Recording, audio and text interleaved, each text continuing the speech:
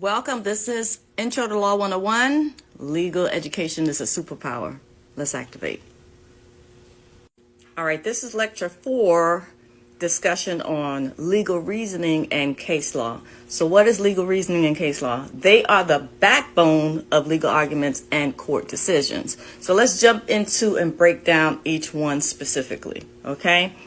What is legal reasoning? Legal reasoning, pay attention, this is homework, is the process of applying laws, statutes, and prior cases to legal disputes. Okay? Judges, lawyers, and even self-represented litigants use legal reasoning to argue cases and try to predict the outcomes. There are 2 types of legal reasoning: deductive and analogical. Okay? Deductive reasoning is rule-based thinking. Let me give you the full description. It is applying a general rule to a specific case. For example, if the law states that contracts with minors are voidable, then a 16-year-old can cancel a contract. Okay? Analogical reasoning, which is case-based thinking, comparing a current case to past cases with similar facts to determine how the court should rule. Let's jump into case law. What is case law? Case law consists of judicial opinions that serve as precedents for future cases. Courts often rely on prior decisions to ensure consistency and fairness in the legal system. Key concepts in case law: precedent, which means a past court decision that influences how future cases are decided. Stare decisis, the principle that courts should follow established precedents unless there is a strong reason to overturn them, right?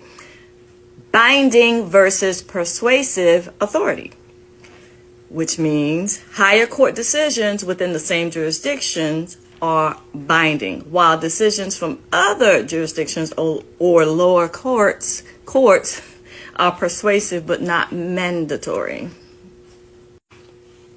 I forgot that I added how to find and use case law. A few tips for you. Search online legal databases. Use resources like court websites, Google Scholar, or legal research platforms such as Westlaw, LexisNexis, etc., etc. Okay? Second tip. Read judicial opinions carefully.